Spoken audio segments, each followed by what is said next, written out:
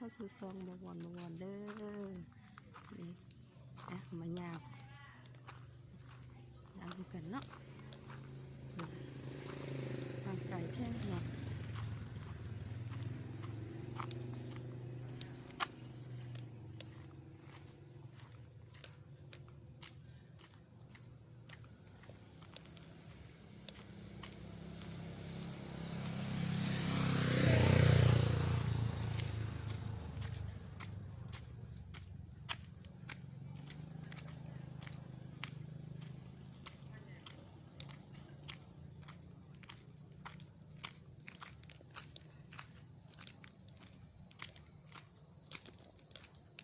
สุดท้ายของวัน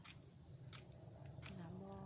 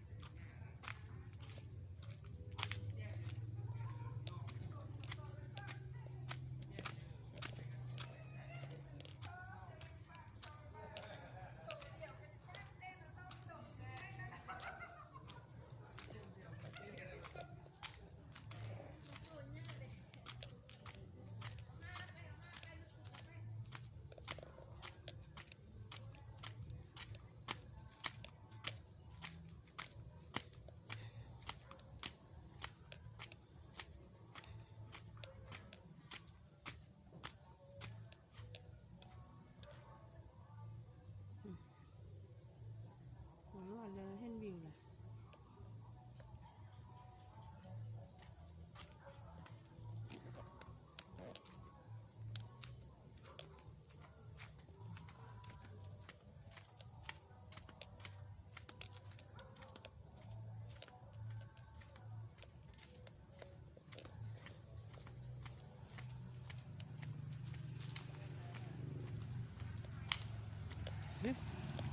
นะคนมันเมแล้วมันเมแล้วนี่ไปเสื้อไปนำก็ยังสร้างค่า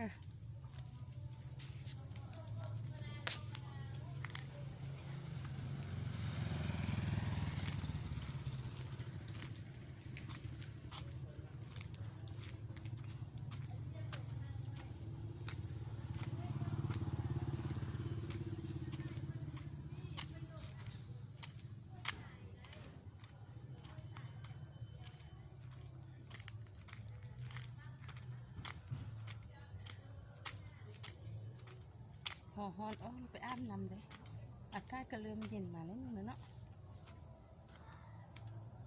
ยังมาชิ้นเริ่มซวยมาแล้วไปห้าลูกไปให้ห้าลูกไปยังสร้างค่ากันมานำ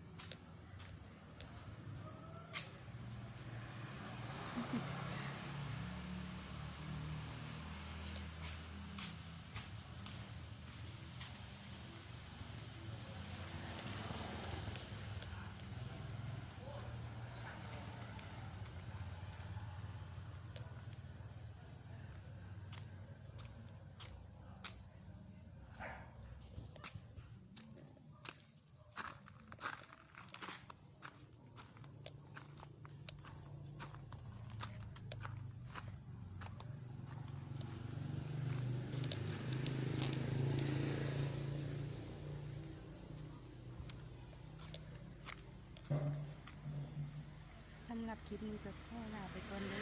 อช่วยกดไลค์กดแชร์กดติดตามให้เด้อเพื่อเป็นกำลังใจให้ในการทำคลิปต่อไปขอขอบใจ